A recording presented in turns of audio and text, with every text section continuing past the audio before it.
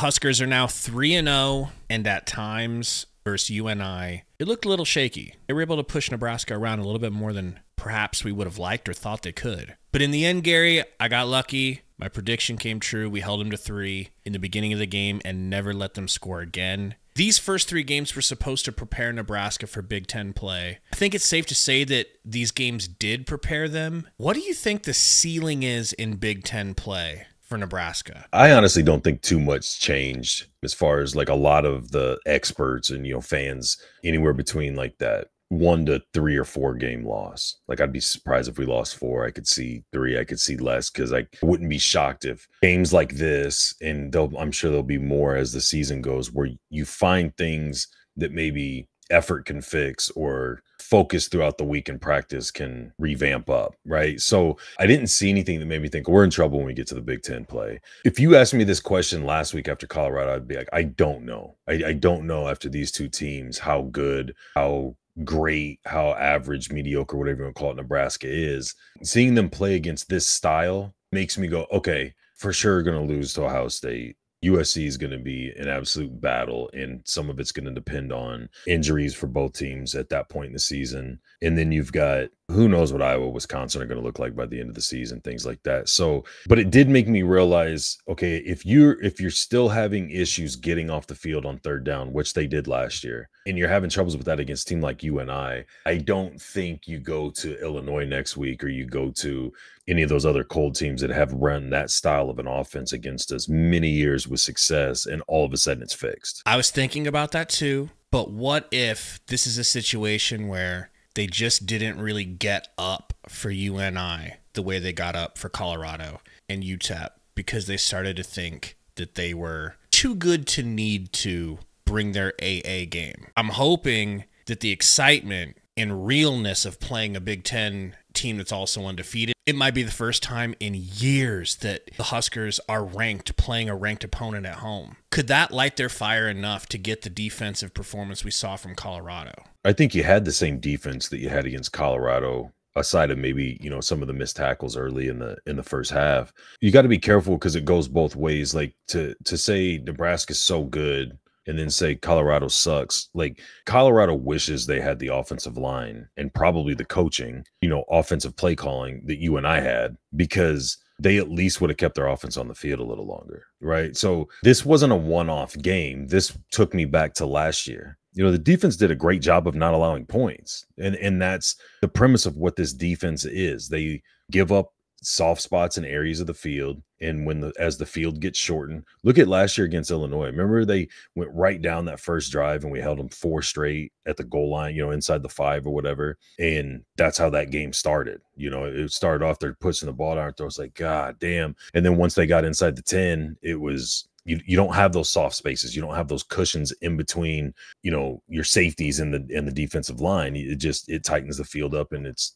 a lot less room for error on the offensive side. So I don't see that changing. I don't see Tony White changing his defense, nor should he. When I make my comments about things, I get frustrated watching open guys across the middle of the field or off in the flats, but I'm not a defensive coordinator at any level. You know what I mean? So I'm not sitting here going, I know better and need you to be doing this. It's just one of those things for me that I'm just like, and that's the premise of that defense. You don't give up too many big plays, really any big plays. They talk about trying to keep plays under 20 yards, 1 or 2 a game, I think, something of that, not miss tackles, guys swarming to the ball, those types of things. As the field shortens, you're hoping to get turnovers in between there, and at worst case, they settle for field goals. That's fine, and that'll win you games. And add in now that we all of a sudden have an offense and a quarterback, it's super fine. Now it's even better than it was last year, that scenario. That's why I'm not too worried about a lot of the Big Ten teams that I kind of was on the fence. Maybe I'll be worried about them, because if they want to get yards and do their thing during the game, but we're not giving up touchdowns and we can get touchdowns on drives, okay, now you're looking at a drastically different scenario than what we saw last year under Rule, let alone, the Frost years. So in that regard, I'm not real worried. I don't think either one, as of right now, offense or defense, is good enough to be like, yeah, we're going to give Ohio State a run for their money. We're going to go into USC and punch them in the mouth. I'm not saying they can't win any of those games. I'm saying my realistic expectations are those games are going to be battles.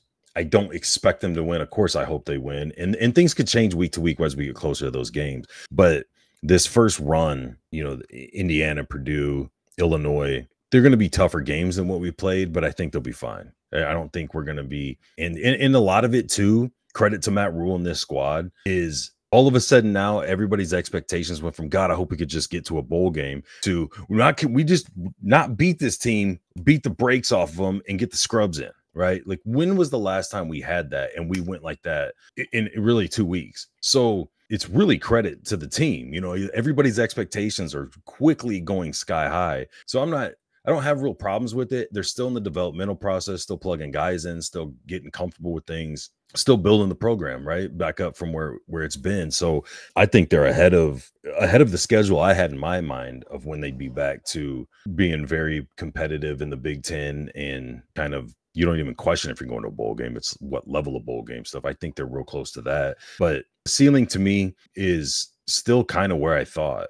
We lose 2-3 games, that'd be an amazing season. If we lose 4 or something, okay, great. Still way better than it's been. But it's not, like I said, before this game, I was kind of like, I don't know, man. There's flashes where it looks like we could give Ohio State a run or we could give USC. And I'm not saying I was cocky, like, whoa, we're going to handle. I'm saying it was like, I don't know, maybe. But now you see this, you see a physical line, you see a physical team, you see a team that is mixing up the play calling, stacking the line to help give their quarterback time when they do throw, give some different gaps and lanes for their running backs to go through. And now the defense looks like a really good defense, not a world-beating defense. And that's not a knock on the defense. I'm just saying, as you play real teams that call real plays and mix things up, this is what you're getting into. And I think it was great for him. I think it was a great look in the mirror type deal and realize, yeah, you're good, because you would have probably gone down to the fourth quarter in years past against that exact same team. And who knows, maybe even lost. And with missed tackles and not being able to get off the field on third downs,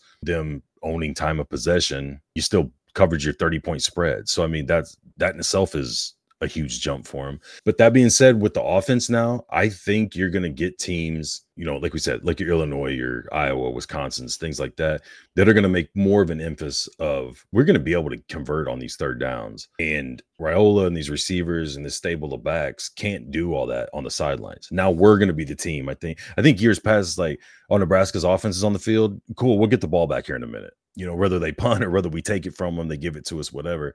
I don't think that's the case anymore. So I think there's going to be a little bit more pressure on the defense as we get into Big Ten play because of what I covered. But also I think teams are going to start more and more as we get further into the season, have the mindset of, we need to try to keep the offense off the field as long as we can. We're going to study Illinois the best we can, and hopefully we'll have that preview for you sooner rather than later so you can know what to expect Friday night in Lincoln. Until then, go Big Red.